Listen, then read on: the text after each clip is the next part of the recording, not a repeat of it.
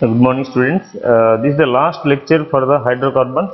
So whatever the topics we are missing from the hydrocarbons and GOC, that we will cover now.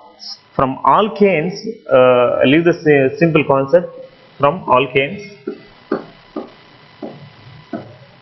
From alkanes, a small concept we are missing, that is uh, conformations of ethane.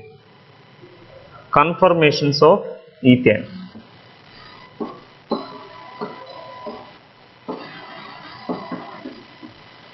Conformations of ethane.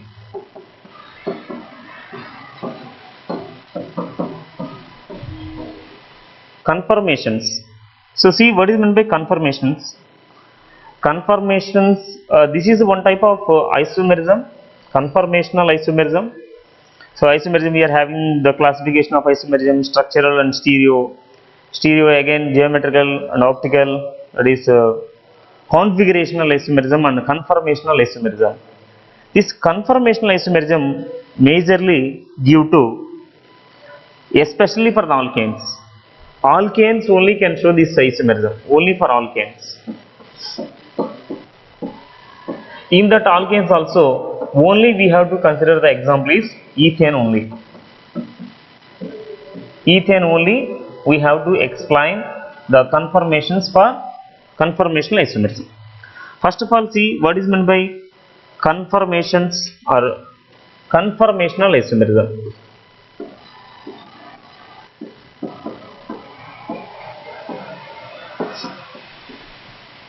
Conformational isomerism.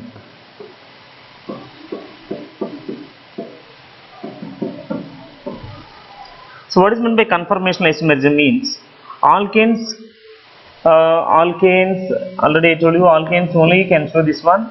Alkanes means there is a carbon-carbon single bond. So the free rotation between the free rotation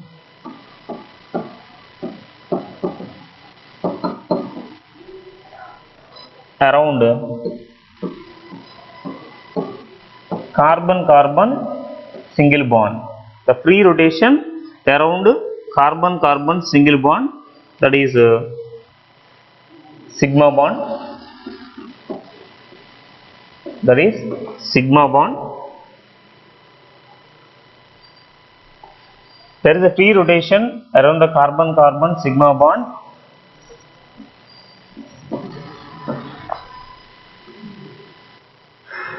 The arrangement of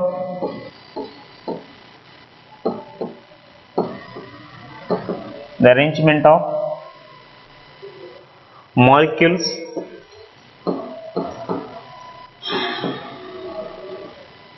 the free rotation around the carbon-carbon single bond, the arrangement of the molecules in alkanes. In alkanes is called conformational isomerism. Conformational isomerism. In this conformational isomerism, the isomers, the structures we are called as conformers. The structures whatever we are discussing, that is called as conformers.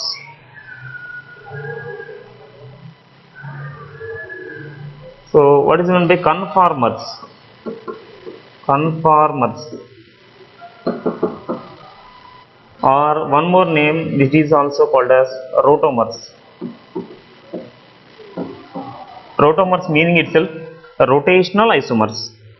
So rotation means here carbon-carbon single bond rotation. So the structural, the different spatial arrangement of the molecule, the different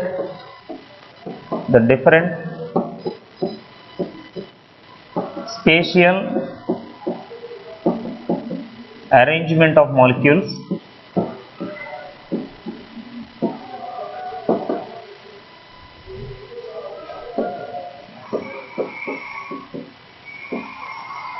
that can be obtained by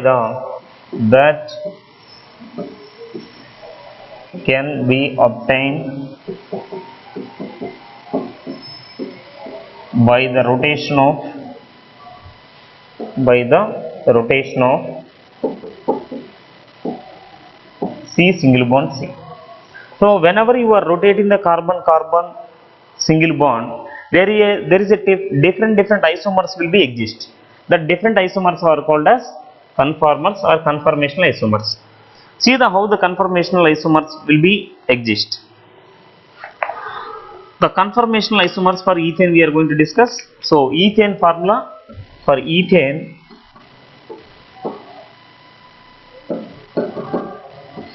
only we are saying. So ethane formula is C2H6. So clearly I am writing carbon, carbon. Here there is a 3 bonds. There is a 3 hydrogens for each carbon. On the board we are seeing like this. So I am giving this is carbon number 1 and this is carbon number 2. Now 2 methyl groups are there in the ethane, in this carbon-carbon single bond. Now I am going to rotate this single bond. This bond will be rotated either clockwise or anti-clockwise. While you are rotating the carbon-carbon single bond in the space, there is a different isomers will be exist for ethane. That different isomers are we are called as conformers. So for each 1 degree rotation, so total there is a 360 degree for the whole this is. So 1 degree we are rotating, we are getting the 1 form. Means see here this one I am writing, this one I am going to write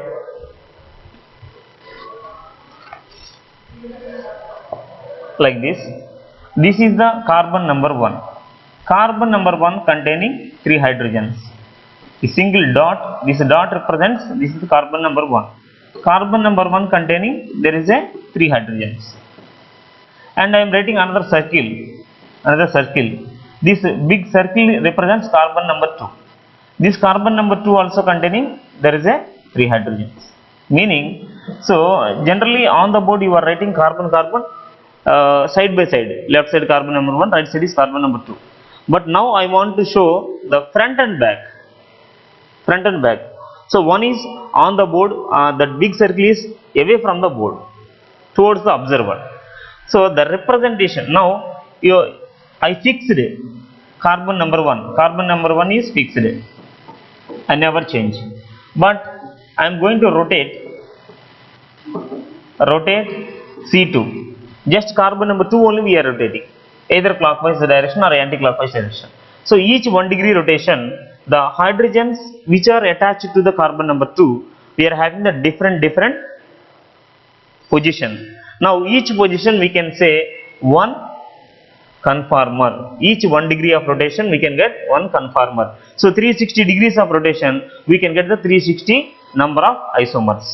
So 3 out of 360 isomers, 2 conformers are very important for the ethane. Ethane having there are 2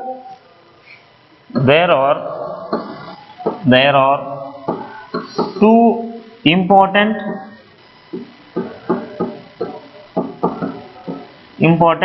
conformers for ethane. Ethane having there are 2 important conformers.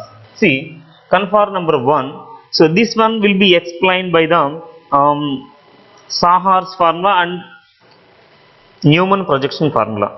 First we will see the Newman's projection formula.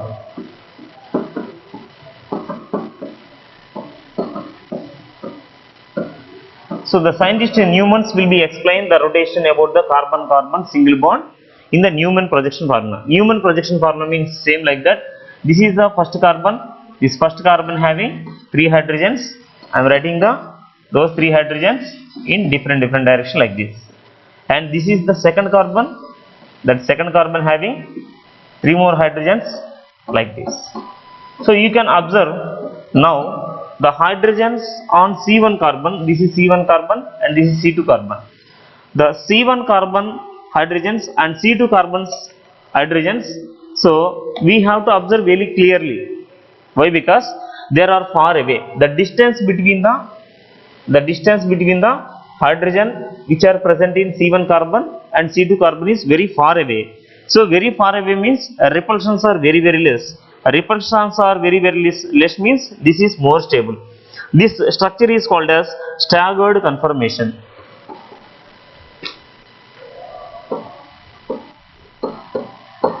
Staggered conformer.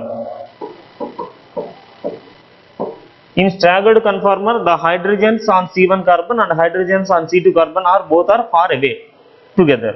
So whenever these two are far away together, that is called as staggered conformer or staggered form. Simply we can say staggered conformation or staggered form. So in the staggered form, hydrogens on C1 and C2 carbon is the distance between the hydrogens are very far away. Though, so that's why it is a more stable conformer. Stable conformer. They will ask the question, which of the following is the more stable conformer for the ethane? In Newman projection formula. In Newman projection formula, the stable conformer is staggered formula. Now what is the eclipsed formula? So another conformer name is called as eclipsed formula. Eclipsed conformer. So what is meant by eclipsed conformer means? So as usual, same first carbon having 3 hydrogens, C1 carbon, and I am writing the C2 carbon, this is C2. Now I am writing hydrogen here, and here, means almost close together. So the C2 carbon attached hydrogens will hide the C1 carbon attached hydrogens, means the distance between the hydrogen present in C1 carbon and C2 carbon is very less.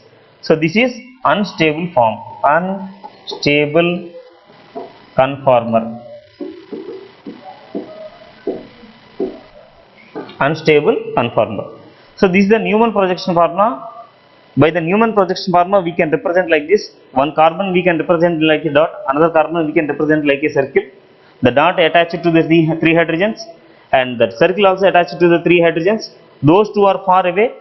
If the hydrogens present in first carbon and second carbon both are far away, then repulsions are very less. So more stable conformer. That conformer name is called as staggered conformation. So whenever you are rotating the C2 carbon, now the hydrogens are close together. See in the second diagram. If the hydrogens are very close together, so repulsions are very high. Repulsions between the hydrogen and hydrogen very high. So that is more unstable conformer. Its conformer is called as eclipsed conformer. And in between, so the staggered form, eclipsed form, in between one conformation is there. That is called as skew form. Another conformation is C1 carbon having 3 hydrogens and C2 having 3 hydrogens. Here hydrogen, here hydrogen, here hydrogen. So this is called as skew form. Skew form is the in between staggered and eclipsed form. There is a one form is there, that is called as skew form. Skew conformer or skew conformational isomer. See, the eclipsed conformer is least stable. So already I told you, because of hydrogen atoms bonding very close together, adjacent carbons very close together. So there is a maximum repulsions. So highly unstable. Then how to convert by the staggered form into eclipsed form or eclipsed form into staggered form? This one is converted into like this, or this one is converted to like this by rotation of 60 degrees. You can rotate staggered conformation I am taking, I rotate 60 degree, then I am getting the eclipsed form. If eclipsed form you are taking, you can rotate 60 degree, you can get the staggered form. So the rotation between the two conformers, that is 60 degrees. So this is the concept we are missing from ethane, and one more will be there, one more, that is called as Sahar's projection formulas. Sahar's projection formulas.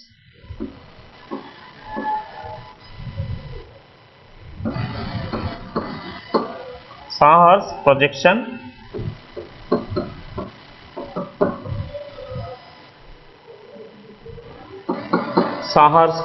representation or formulas. In that Sahar's projection formula, see, I am taking the one carbon here, and another carbon will be here. Then I am writing here 3 hydrogens on this carbon, 1, 2, 3, 3 hydrogens. Now you can see, so the bond between carbon and carbon I represent with the different diagram. Now the hydrogens on second carbon, is exactly opposite of the first carbon. Now you can observe, now this is called as staggered form.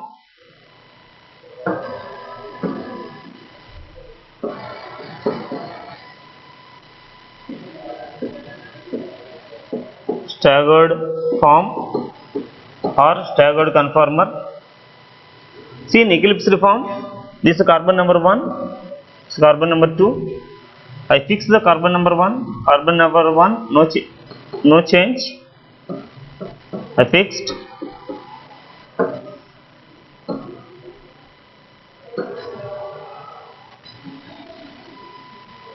I am taking the carbon number 2, second carbon. Now the hydrogens on second carbon is also exactly equal to the first carbon. First carbon எப்படி இருக்கோ same like that in the second carbon.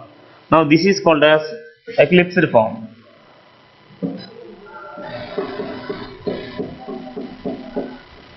Eclipsed form. By the representation of like a Bond's model, this is called as Sahar's formula, and previous that is called as Sahar's projection formula and Newman projection formula. Anyway, out of these two, we are having the two conformations, staggered conformation and eclipsed conformation. Then both are we can get by the transfer of 60 degrees. This is the missing concept from the alkanes. Then next one is from GOC we are missing the purification of organic compounds. Some techniques we know in the lower standard like 10th standard, or otherwise you are learning in the 11th standard with diagrammatically, but now I am going to explain briefly about the purification of organic compounds. Next our concept is purification of organic compounds.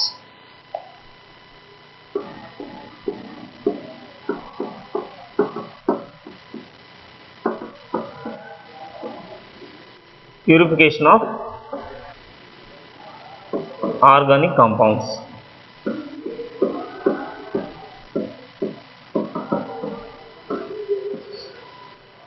How to purify the organic compounds? So generally all organic compounds are isolated from the natural source or synthesized in the laboratory generally. So whenever you are extracting from the nature or you are preparing the laboratory, some impurities are present. So purification is the very important technique for us. Anything in our life we have to purify the compound. Is a very important task for us. So very costliest technique also purification only. Extraction is very easy. Extraction of elements or extraction of compounds is very easy.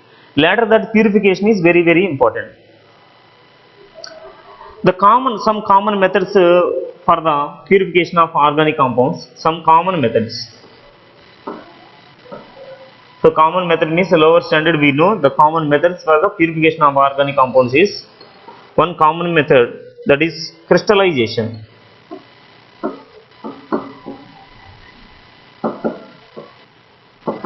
First one is crystallization.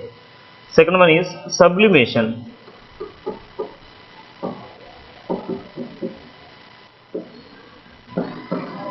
Third one is distillation. Distillation. Fourth one is differential extraction. Differential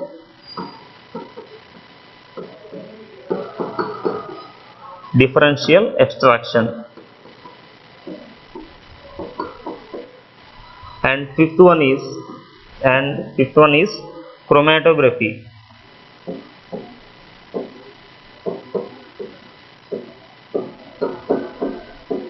So usually you know the some definitions, or you know how to do the crystallization, sublimation, distillation and chromatography. Briefly we will explain. First of all, what concept we have to memorize means, if I am saying I am giving some organic compound to you, purify the particular organic compound, which method is suitable? Crystallization or sublimation or chromatography or distillation or differential extraction. You have to decide based on the given organic compound.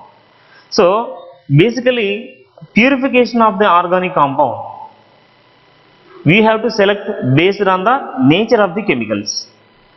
For example, if I am giving the given organic compound is solid containing impurities, our organic compound are easily soluble in water, but impurities are not easily soluble in the particular solvent. I give the organic compound, that organic compound is, I am using the suitable organic solvent, so it is soluble, but impurities are not soluble. So which method is best means crystallization. Sublimation. So camphor I am giving. How to purify the camphor? Which method is best method? Either crystallization or chromatography or sublimation means sublimation is the best method. Why? Because camphor, nature of the camphor, you know, camphor, it is converted from solid to gas directly. That's why sublimation is best method. So based on the given organic compound, first of all we have to decide which is the suitable method for the purification of the given organic compound. So after purification, the purity of the compound we have to test. How to test the purity of organic compound means whether the given organic compound is purified or not.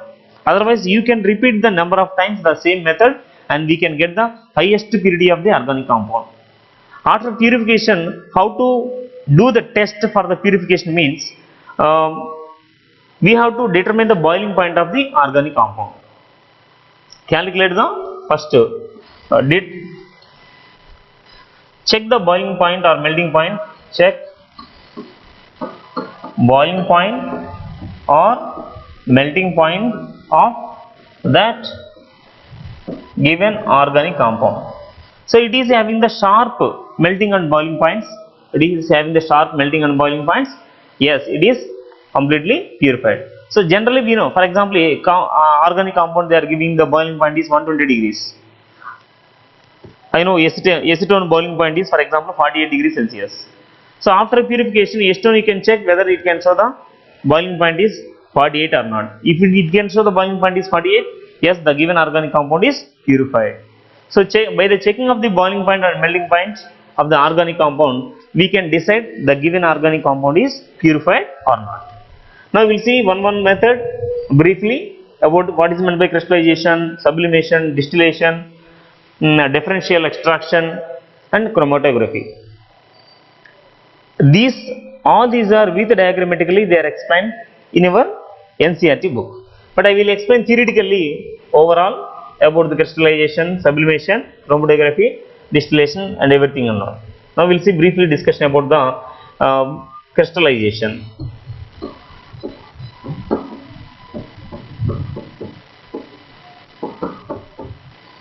Crystallization.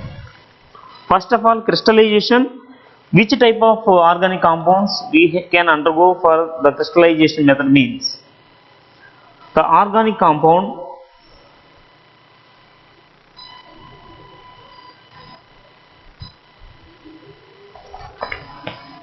they are different in the given organic compound and impurities are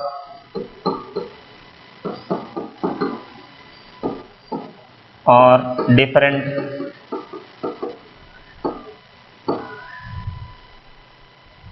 in solubility of a particular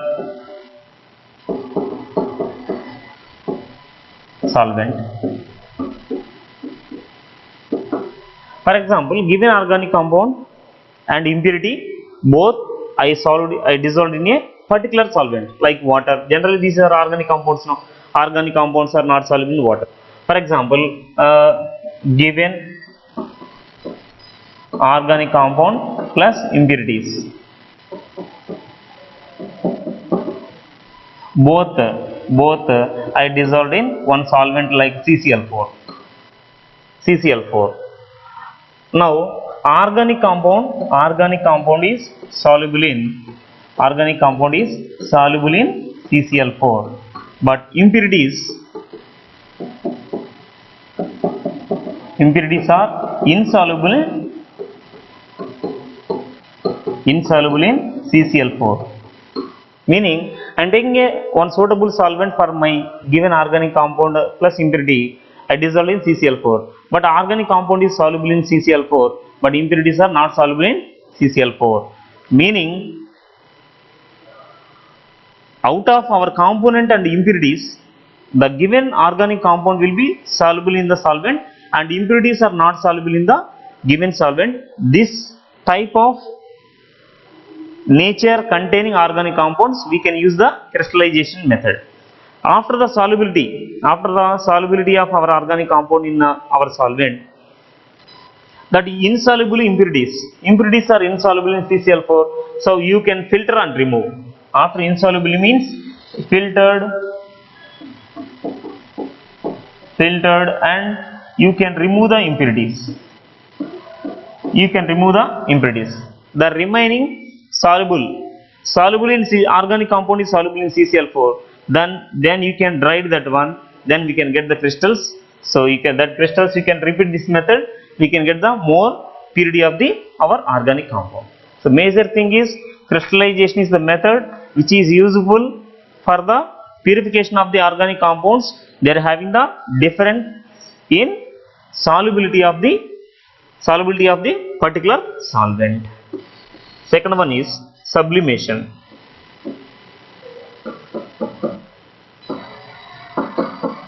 So generally, you know the lower standard sublimation method. What is meant by sublimation means?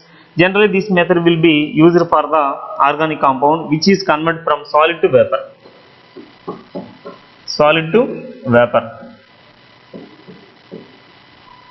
So there is no liquid state here. So sublimation is the technique to purify the organic compounds which are converted directly from solid to gas without liquid state. So that type of organic compounds we can be purified based on the sublimation method. Here there is no liquid state here. That is called as sublimation. So organic compound, how to purify? So here boiling point difference. Organic compound plus impurity. Organic compound plus impurity on heating. First our organic compound is vaporizes. Organic compound is vaporized. So that vapors we can collect, that black color vapors we can collect and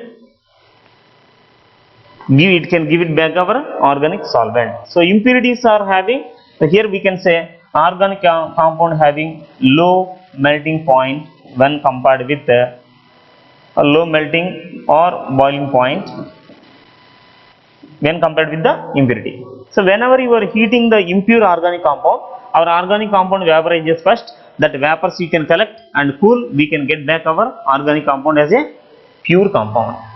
This is the sublimation technique. Generally this sublimation will be used for the example for the sublimation compound means naphthalene.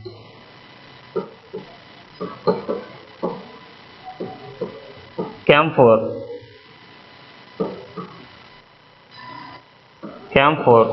anthracene,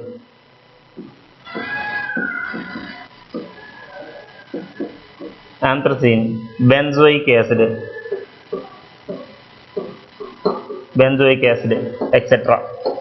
So all these organic compounds can be purified by the best method is sublimation. Third one is distillation.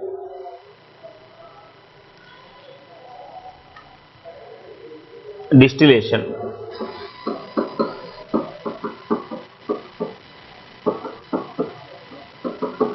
Distillation. Distillation, we are having the different types of distillations. So each distillation we are using for the different compounds. See, first one, distillation at atmospheric pressure.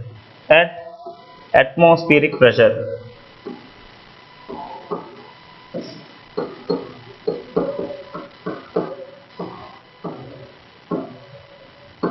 Distillation we are doing at atmospheric pressure. Distillation, first of all, what is meant by distillation means the process in which the component is vaporized and the vapors are condensed to get the component back. So distillation, whenever you are heating, this is applicable for the organic volatile organic compound and non-volatile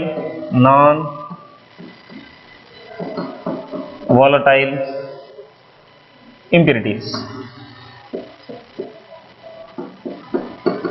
Simply this one and sublimation both are looking like same, but here there is a liquid state, but there is no liquid state.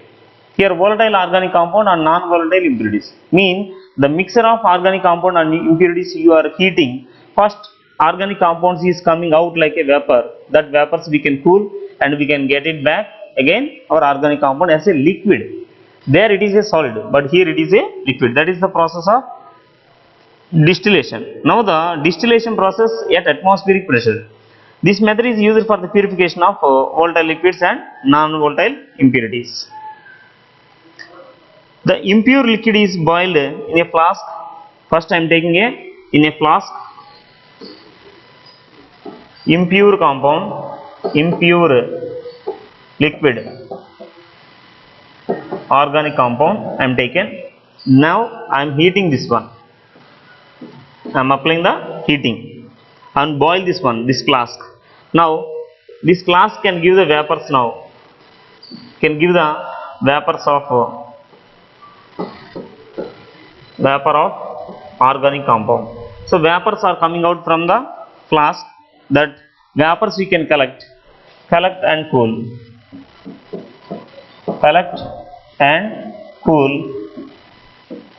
then we can get back our organic compound as a pure. Now this is the distillation technique we are using for the difference in their boiling points. The difference in their boiling points. Now non-volatile impurities are, so here impurities are left behind. Impurities are here only. Here major important point we have to think in our mind is, don't boil the given organic compound above their boiling point of the impurities. Impurities having some boiling point. So if you are heating above the boiling point of the impurity, again that vapor can get along with our organic compound, impurities also coming out. First of all, this method we can use for the boiling the given organic compound above its boiling point is the best technique for the purification of the organic compound, that is distillation at atmospheric pressure. Sometimes the another method we are going to use another method, distillation under reduced pressure. Distillation under reduced pressure.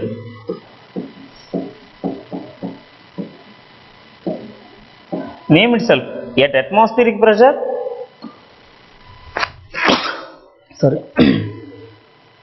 At atmospheric pressure you are heating, that is normal distillation. Distillation under reduced pressure. Why you are reducing the pressure first? Some organic compounds having high boiling points.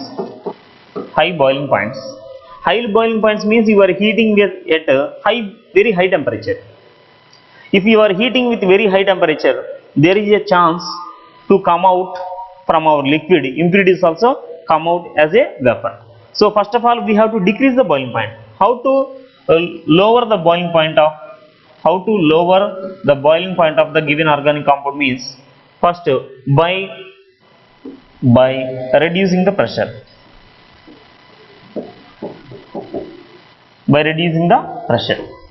Whenever you are reducing the pressure of the given organic compound, automatically the boiling point will be decreases. Now you can apply the distillation process. For example, glycerol. For example, I am taking glycerol. Glycerol boiling point is 563 Kelvin temperature. 563 Kelvin temperature. So to decrease the boiling point of this one, pressure we are decreases up to 12 mm of Hg. Generally 760 mm of Hg is the normal pressure. 1 atmosphere and 760 mm of Hg. Now I reduce the pressure up to 12 mm of Hg. Now the boiling point will be changes from 563 to 453 Kelvin temperature.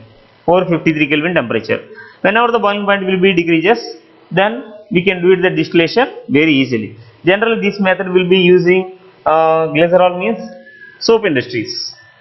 Soap industries can follow the distillation under the reduced pressure, or another name for this one, that is also called as vacuum distillation.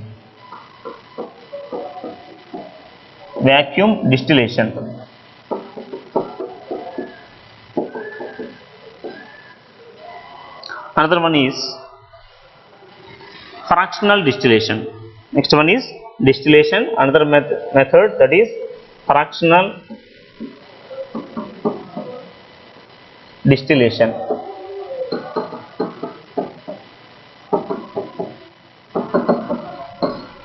Fractional distillation method. Generally this method is used for the separation of the mixture of two or more miscible liquids, two or more number of organic compounds,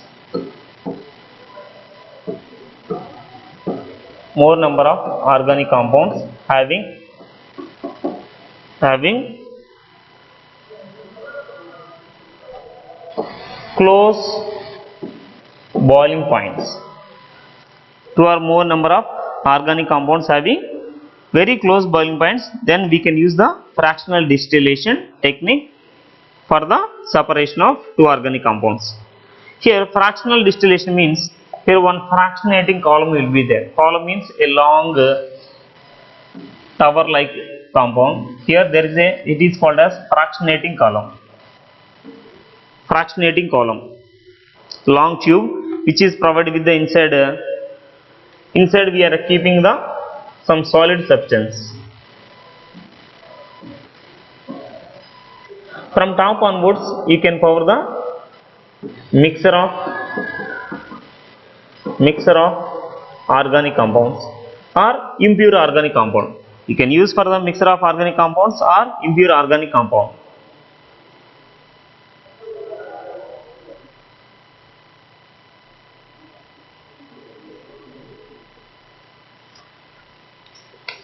Sorry, not from top. From bottom we can keep the one RBF, a round bottom flask we can keep. Here one flask we can keep, it is called as RBF, round bottom flask. Here you can place our mixture of organic compounds. This is our mixture of organic compounds. Whenever you are heating, both the vapors are coming out from the round bottom flask. So organic compounds which is having low boiling point, it is having the high vapor pressure. Which is having the high boiling point, that is low vapor pressure. So out of the mixture of organic compounds or otherwise organic compound and impurity, so organic compounds having low boiling point, that can vaporize very fastly and coming out from the column, fractionating column. Now you can collect here, one gas is slowly moving Another gas is fast moving. Fast moving means high vapor pressure. High vapor pressure means it is having low boiling point. So the gas which is coming out very fast from out of the fractionating column, that is one organic compound 1. Another organic compound will be slowly moving upward from the column. So second organic compound will be inside our fractionating column. This is called as fractional distillation. So which is having the low boiling point, high vapor pressure, so it can volatile very fastly, and if it is very fastly coming out from the fractionating column. Next one is steam distillation. Next one is steam distillation. Sixth one is steam distillation.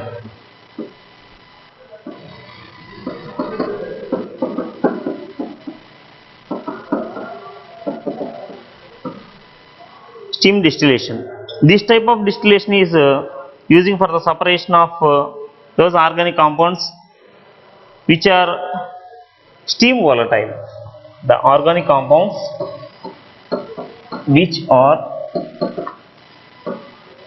steam volatile. Steam volatile. That means they are evaporate along with our steam. For example, this method we are using for the purification of aniline, orthonitrophenol,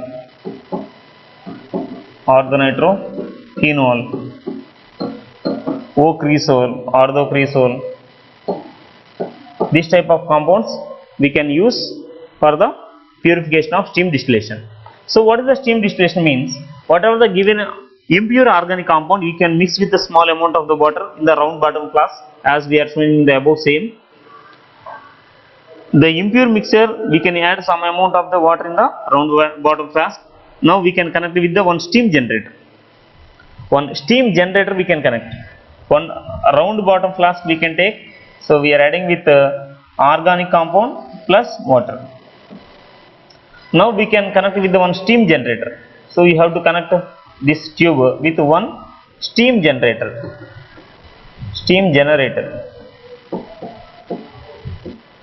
Now this is again connected with one water condenser.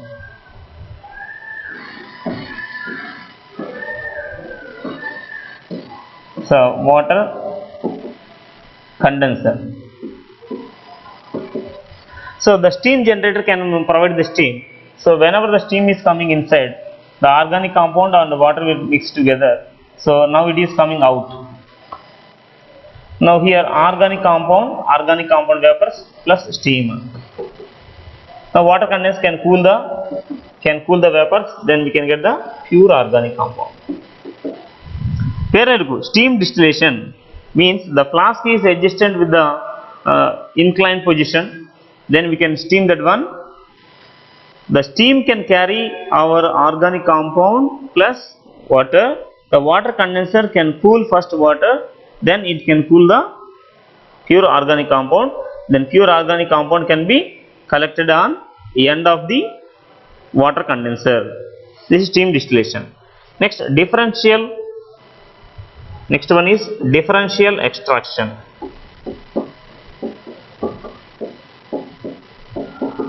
Differential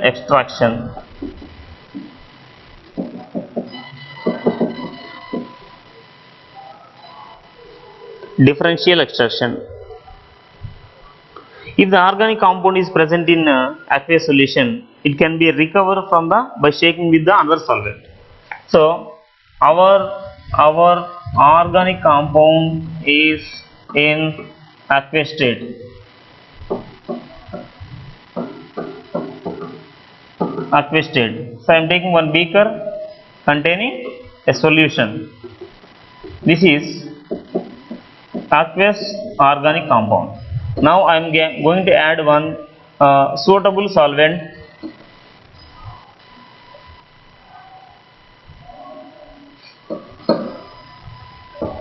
I am adding. Suitable solvent means the solvent can dissolve our organic compound. Organic compound aqueous state lo irukku. On the aqueous state load organic compound, I am adding one suitable solvent. Suitable solvent means this solvent can dissolve our organic compound very fastly. Whenever you are adding this one and shake well. Shake well. Whenever you are shaking well, our organic compound is soluble in our solvent. Now it can show like a two layers.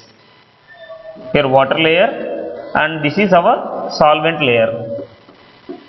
Now our organic compound is transferred from aqueous layer water to our solvent layer.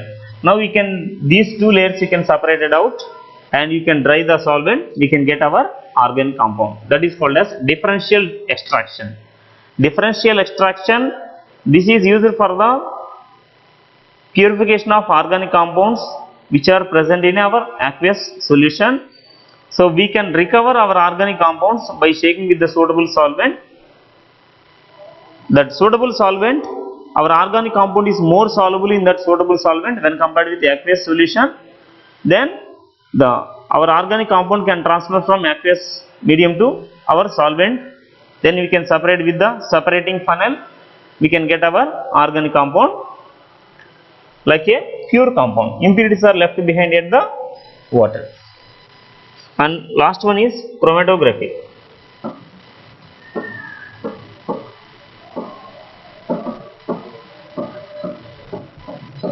Chromatography is the technique we can use for the separation of organic compounds also. Separation of organic compounds or purification of organic compounds.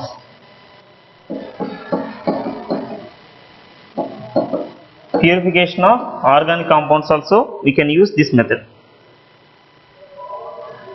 Here first of all chromatography is method is this is depends upon the distribution of organic compounds in the mixture between the two phases. Here chromatography we are having the two phases. Two phases we are having. One is fixed phase. Fixed. Another one is mobile phase. Fixed means one phase is fixed. Fixed, it is also called as stationary. Stationary phase. And another one is mobile phase. So moving phase, mobile or moving. Mobile or moving phase.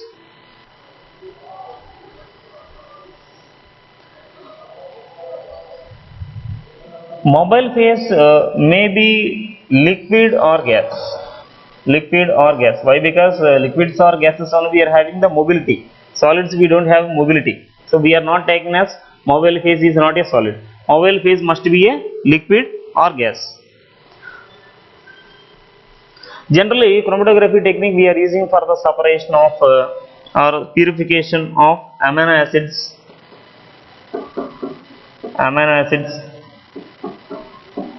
vitamins, hormones,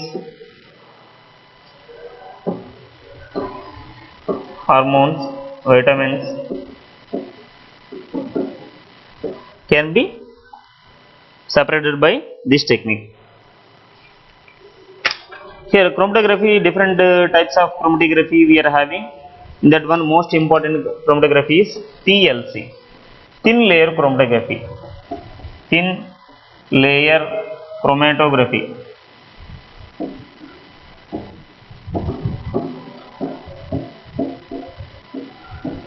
So in this thin layer chromatography we are taking the one glass plate we are taking. So this glass plate which is coated with silica gel, Now in that silica gel we are keeping one dot here. This dot containing our organic compound, mixture of organic compound or impure compound. This is called as stationary or fixed phase. Stationary phase.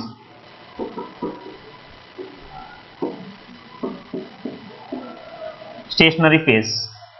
Now this stationary phase we can dip in a solvent. suitable solvent. That solvent you have to dip up to below the mark of the fixed phase, below mark of the stationary phase. Now this dot can take the solvent and move upward direction, and it will be separated like a two dots. If it is a pure compound, so it will be split like pure and impure compound. If it is a mixture of organic compound, we can separate organic compound number 1 and organic compound number 2 like this. So based on this stationary phase and this solvent phase, this is called as mobile phase. Mobile phase. Now by using the RF value, we can calculate the, based on the RF value, each component mixture we can say it is separable or not. That is distance travelled by the substance, distance travelled by the organic compound from baseline, from our baseline divided by distance travelled by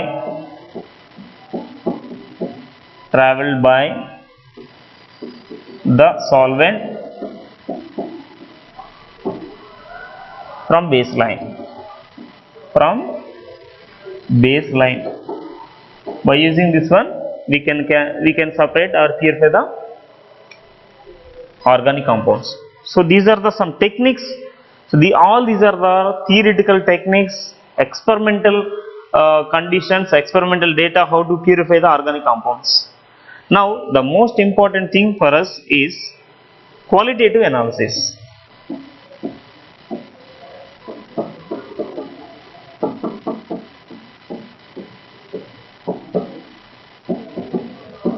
So qualitative analysis means this is very important towards the practical.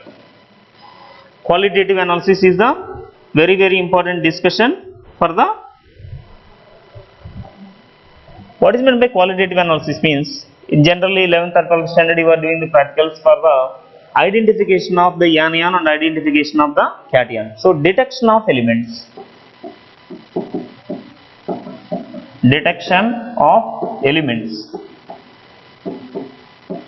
How you are detecting the elements in the laboratory? By addition of some chemical substance, or by using some chemicals you are adding together, so by the formation of precipitate, by getting some order, by getting some colors like this. So detection of elements. In this one, most important thing for us, we are going to detect how to detect the carbon, how to detect the hydrogen, nitrogen, sulfur, halogen, like this. So how to detect these elements we can see one by one. First one is detection of carbon and hydrogen. Detection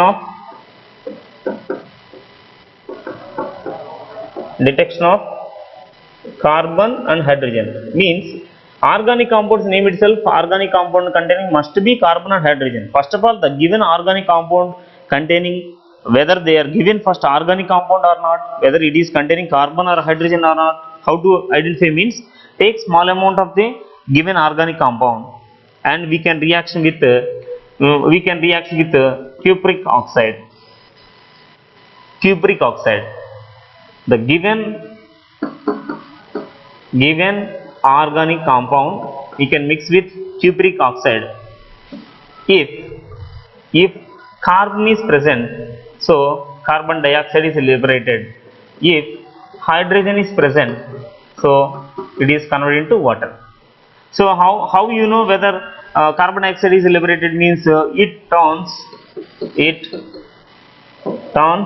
lime water into milky. So we know this one, the carbon dioxide is liberated, so it turns lime water into milky, otherwise it put off the burning flame. It can off the burning flame. That is also we can do it the test for the carbon dioxide. How you know whether the water is liberated or not? So anhydrous CuSO4, which is converted into hydrated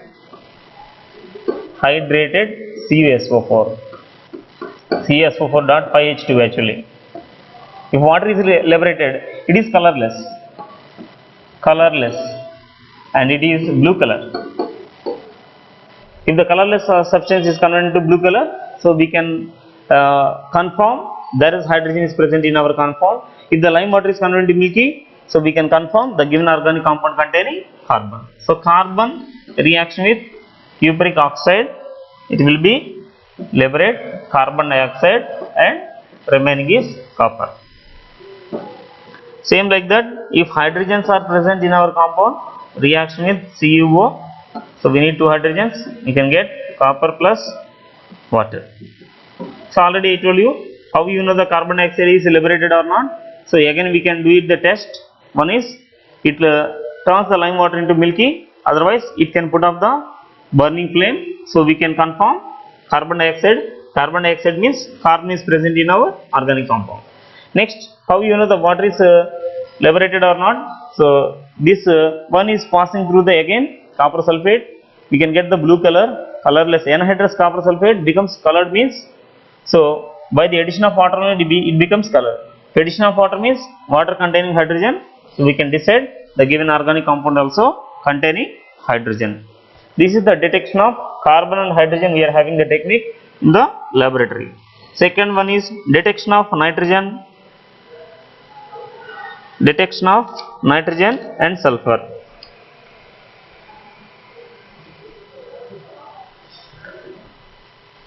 Detection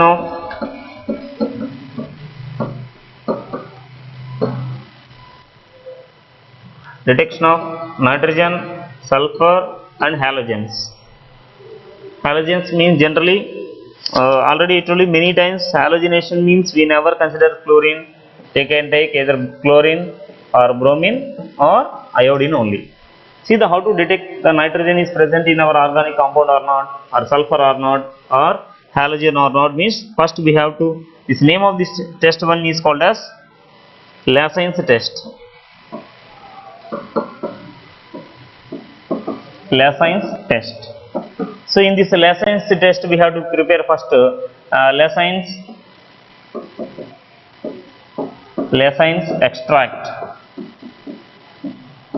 How to prepare the Lassen's extract means, so take the given organic compound, you can mix it with the metallic sodium.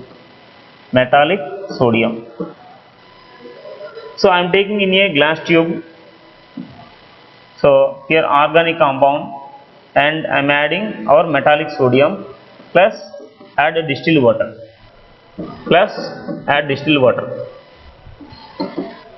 You can crush all these things, mix and crush, you can filter that one, filter rate.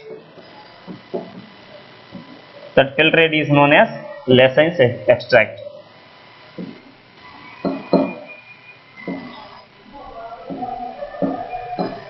Lassen's extract. So I am taking this extract, based on this extract only we are going to decide the given organic compound containing either nitrogen or sulfur or halogens. First of all, if nitrogen is present, so nitrogen I am adding sodium, metal, and you can add a small amount of carbon also, then we can get sodium cyanide, NaCl. If sulfur is present in our organic compound, so metallic sodium reaction with sulfur, sodium sulfur combination, we know compound is sodium sulfide. If both are present, if both nitrogen and sulfur both are present, sodium plus carbon plus nitrogen plus sulfur, we can get sodium thiocyanide. Sodium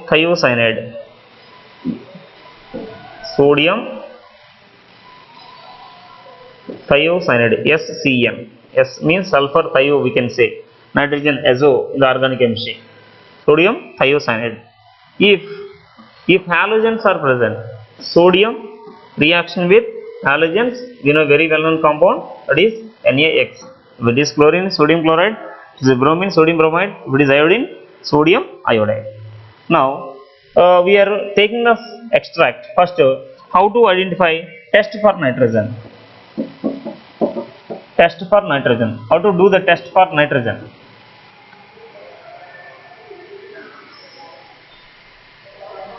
That extract, whatever you are getting the extract, that extract means after extraction, if it is only nitrogen present, you can get, that is sodium cyanide. From that sodium cyanide ions, I am adding freshly prepared ferrous sulfate. Freshly prepared ferrous sulfate. Why freshly prepared means? Freshly prepared ferrous sulfate containing Fe+2 ions. Ferrous. If it is not freshly prepared, ferrous is converted into ferric. Last class I told you Fe, ion +3 is more stable than +2. Now it can form a one complex, that is FeCN6. Iron hexacyanide, one complex it can form. Then which is that this is on further reaction with we can acidified with sulfuric acid. That means a small amount of acid you are adding, it will be converted into like this Fe4 FeCN6 3 times. Its name is called as ferrocyanide.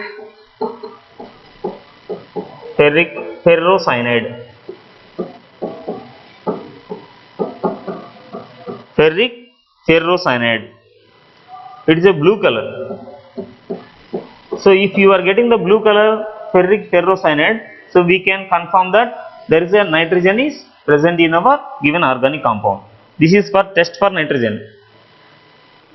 Nitrogen is present, that extract, this is our extract containing, if it is nitrogen, our extract containing sodium cyanide, from this one, that cyanide ions on reaction with freshly prepared ferrous sulfate, it can get the one complex compound. This is on further reaction with acidified sulfuric acid, we can get a Persian blue color, indicates the confirmation for the nitrogen is present in our organic compound. If it is sulfur,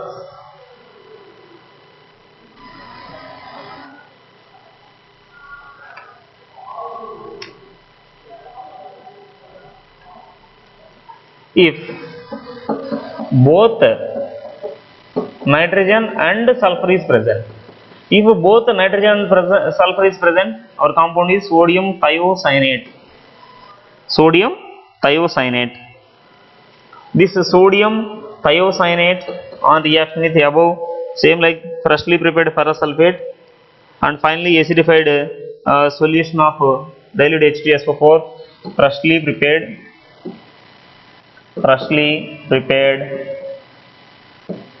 FeSO4 and add dilute sulfuric acid. Finally we can get a complex compound, iron thiocyanate complex, SCN power 2 plus. It is a blood red color. Same extract, same procedure, but if you are getting only Persian blue color precipitate, Persian blue color solution, not precipitate, Persian blue color solution, we can confirm there is only nitrogen. If it is blood red color, we can decide both nitrogen and both sulfur, both are present in our given organic compound. Now test for sulfur. Test for sulfur. Test for sulfur. So extract. Extract means only sulfur, means the compound is Na2S. Na2S lo sulfur charge S power -2. which is on reaction with sodium nitroprusside. Sodium nitroprusside. Nitroprusside. Sodium nitroprusside formula is FeCN 5 times nitro NO, sorry, here Na2. Sodium nitroprusside is the compound. Whenever you are adding to this one to our extract, we can get a violet color compound. Violet color compound means the compound is like the FeCN 5 times NOS power 4 minus. If you are getting the violet color compound, it is only test for sulfur. Now test for halogens. Test for halogens. Test for halogens. Halogens means we have to discuss about only chlorine or bromine or iodine only. So we are having our NaX. NaX. So that is X minus I am taking. Add silver nitrate solution AgNO3. We can get AgX. AgX means that is maybe AgCl or AgBr or AgI. If it is chlorine, if it is chlorine, that means the given organic compound containing only chlorine, so we can get the precipitate is AgCl. So it is soluble, it is a white color precipitate which is soluble in ammonia solution.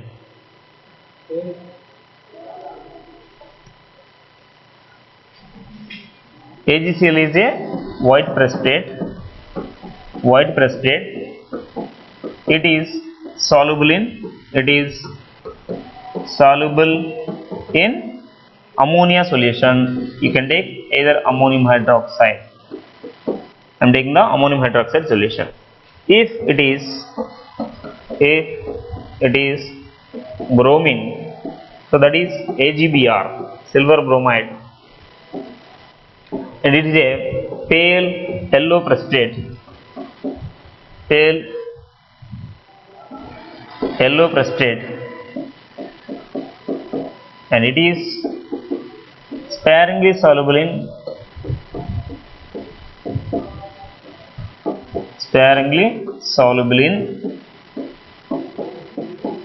ammonium hydroxide. If it is iodine,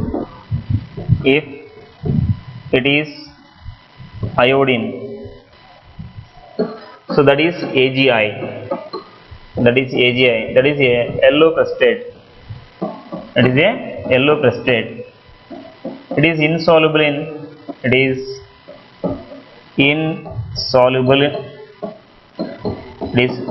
in ammonium hydroxide. So this is the detection of halogens. So the test you can keep in your mind, what precipitate it can form, what colorful complex it can form, what is the name of that complex. Sodium nitroprusside we are using, that is there is a violet color complex. The name of the complex compounds and the color of the precipitate we have to observe. This is the detection of halogens test. Now how to detection for phosphorus. Detection of phosphorus. Next one is detection of phosphorus. How to detect the phosphorus means the organic compound is which is, so it is not with our extract. This is organic compound first that can be react with sodium peroxide. Organic compound containing phosphorus, first reaction with sodium peroxide. Organic compound reaction with sodium peroxide.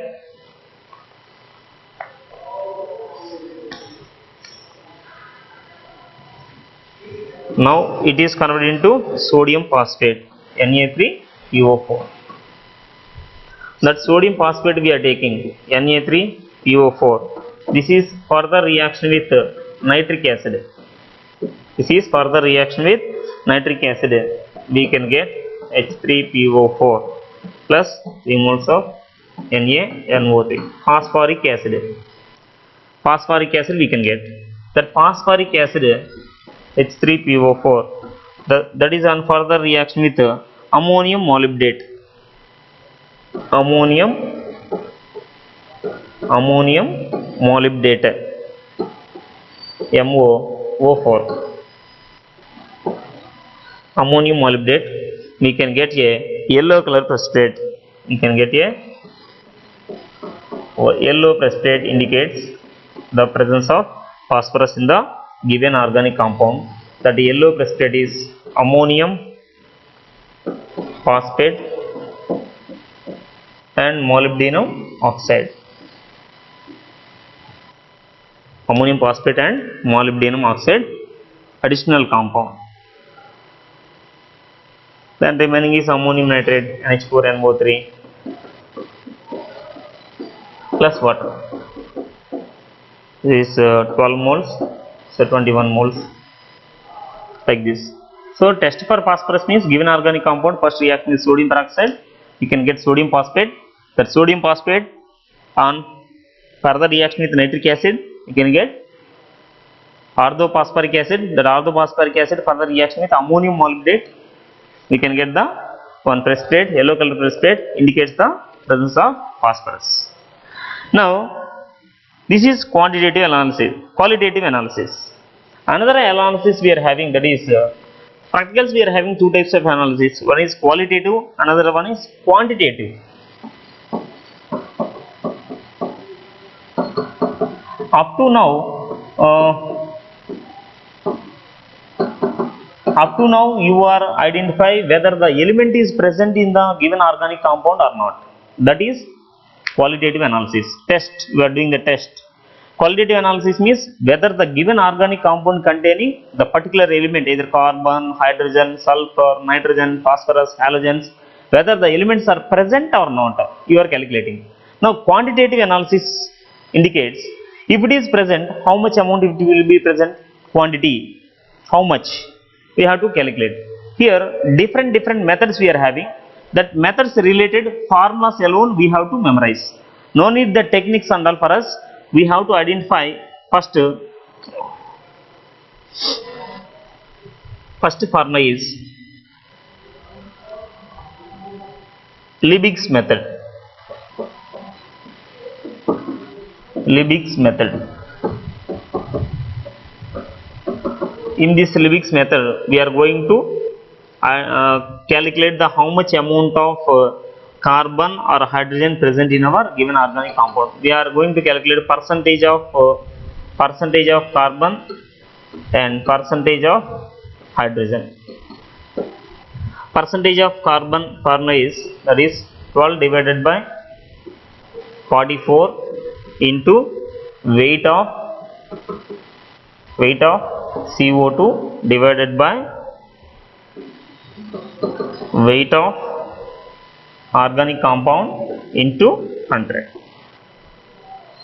Ade percentage of hydrogen formula 2 divided by 18 into weight of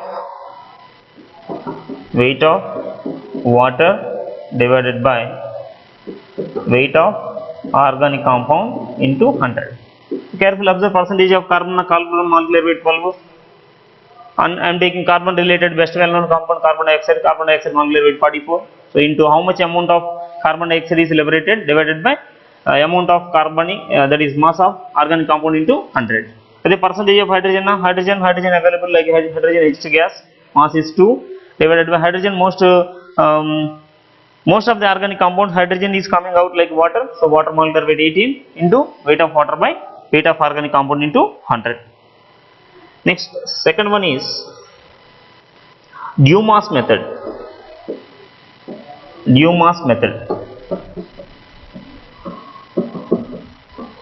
So in this Dumas method, we are going to calculate the percentage of nitrogen. How to calculate the percentage of nitrogen? Same as usual, nitrogen molecular weight 28 like N2 divided by, and this is only we are using for the volume. Volume is 22400 into volume of N2 at STP volume of N2 liberated, volume of N2 liberated divided by weight of organic compound into 100. Give mass method only for the volumes. Third one is Geldas method.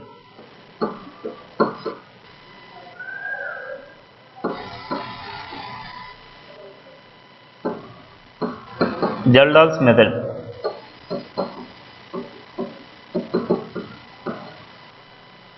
Geldas method we are using for the calculation of percentage of nitrogen only. Percentage of nitrogen only. This Geldas method formula is 1.4 into 2 into V minus V1 by 2 into capital M divided by W. So what is meant by V here? V is volume of sulfuric acid taken. Volume of sulfuric acid taken. V1 stands for volume of NaOH required.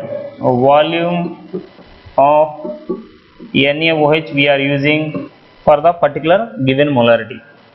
M is the molarity of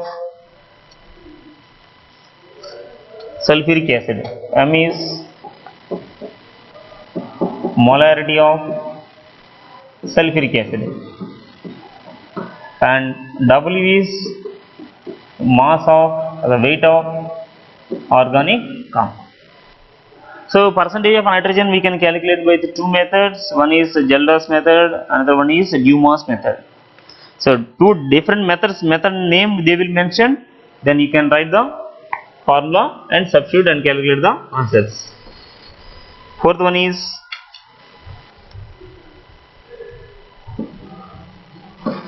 Carr's method.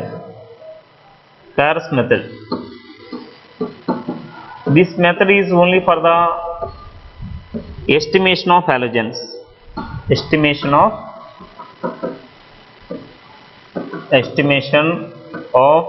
halogens.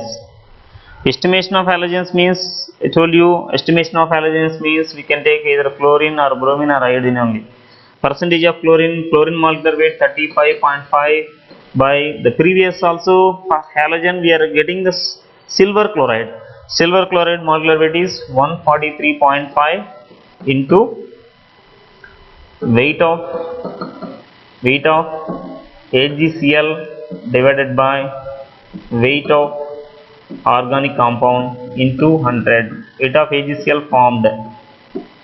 Weight of AgCl formed by weight of organic compound into 100. Same like percentage of bromine molecular weight is 80 divided by AgBr molecular weight is 188, that is into weight of silver bromide can be formed divided by weight of organic compound into 100. Same percentage of iodine, how to calculate means iodine molecular weight is 127 divided by silver iodide molecular weight is 235 into weight of silver iodide formed divided by weight of organic compound they are given into 100. So all the formulas are looking like will be the same. Estimation of halogen, same Carr's method we can use for the estimation of sulfur also. Percentage of sulfur, how to calculate the percentage of sulfur means 32 divided by 233. 32 is the molecular weight of sulfur, 233 is the molecular weight of barium sulfate. Laboratory lo how to identify the sulfur? Only sulfate ion test barium chloride test. Barium sulfate, BS for white precipitate. Barium sulfate molecular weight 233 into weight of barium sulfate formed divided by weight of organic compound into 100. Same like that, percentage of phosphorus, how to calculate percentage of phosphorus? That is phosphorus molecular weight 62 divided by magnesium phosphate molecular weight is 222 into weight of magnesium phosphide Mg2P2O7 Mg2P2O7, that is magnesium pyrophosphate divided by weight of organic compound into 100. But phosphorus test we are seeing in the previous like qualitative analysis, that is ammonium molybdate test. Ammonium molybdate, see yellow color precipitate will be formed, that is 31 phosphorus that divided by 1877, that is ammonium molybdate formula, into mass of ammonium molybdate, that is NH43 phosphate UO4 dot 12 moles of molybdenum oxide divided by weight of organic compound into 100. So all these are Pierce method only. Now estimation of oxygen.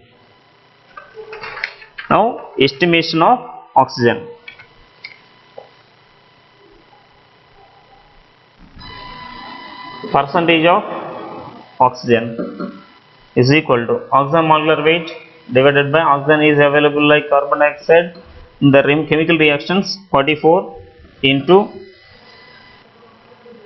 weight of oxygen in grams, weight of O2 liberated